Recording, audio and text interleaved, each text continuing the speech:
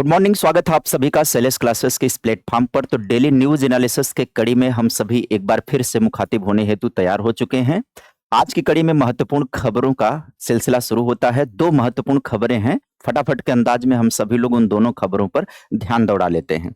एक खबर है बीईओ भर्ती को लेकर के और दूसरा है उच्च शिक्षण संस्थाओं में भरे जाएंगे रिक्त पद, ये सुप्रीम कोर्ट का आदेश है। अब इनके साथ साथ आप सभी को अन्य योग्यता परिवर्तन की बात भी समझाएंगे। सबसे पहले हम सभी लोग चलते हैं, बात कर लेते हैं। फिर बनेगी नियमावली।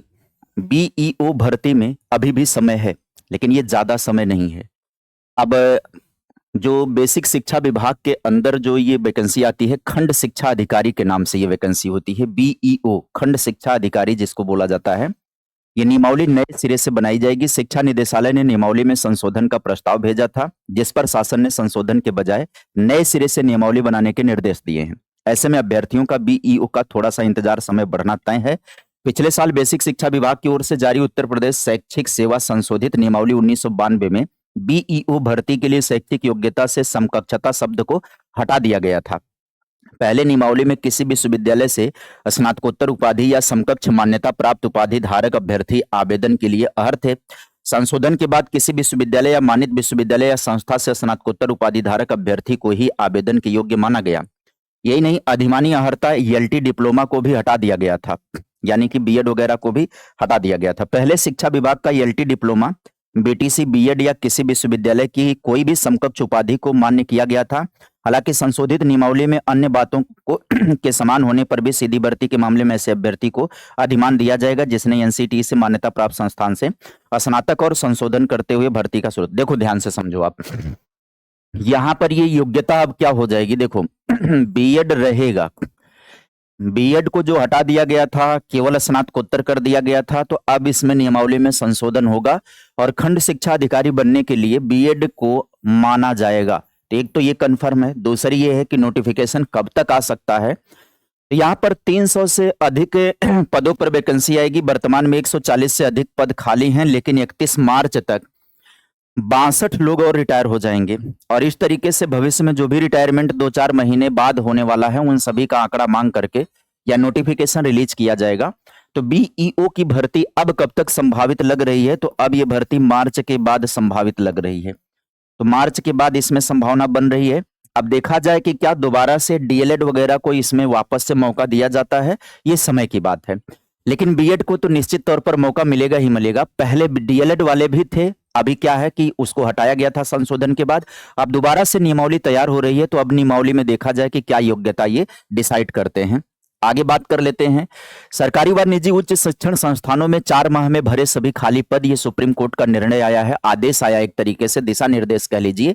देश भर के संस्थानों के लिए शीर्ष अदालत ने जारी किए हैं व्यापक दिशा निर्देश। ये होता क्यों है? क्योंकि विद्यार्थी जो होते हैं, देखिए विद्यार्थी की मौत कहीं भी हो, देनी होगी सूचना। आत्महत्या का डाटा केंद्रीकृत रूप में संरक्षित किए जाने की बात करें।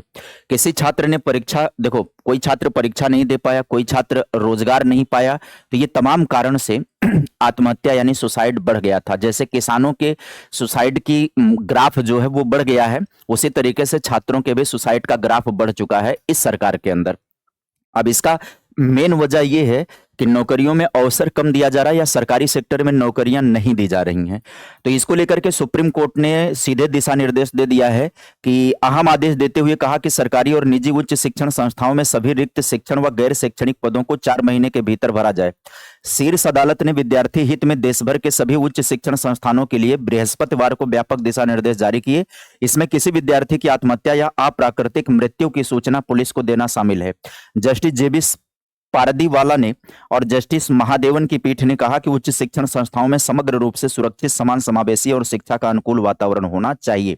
यह इन संस्थानों का मूलभूत कर्तव्य है, वे इससे पीछे नहीं हट सकते हैं और छात्रों की आत्महत्या को उनकी पीड़ा और कल्याण से जुड़ी विशाल समस्या का छोटा सा हिस्सा मानते हुए शीर्ष अदालत ने कहा।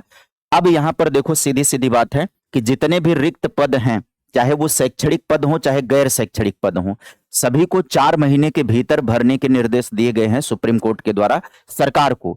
तो जाहिर सी बात है अब सरकार इस दिशा में कदम उठाना ही पड़ेगा। तो इसका मतलब है हायर में वैकेंसी देखने को मिलेगी, उच्च शिक्षा में जो विभिन्न पद हैं वहां पर वैकेंसी आने वाले दिनों में देखने को मिलेगी। और देश भर में जितने भी स्टेट हैं, सभी स्टेट के अंदर जितने भी उच्च शिक्षा संस्थान है, महाविद्यालय है, यूनिवर्सिटी हैं, वहां पर वैकेंसी आएगी।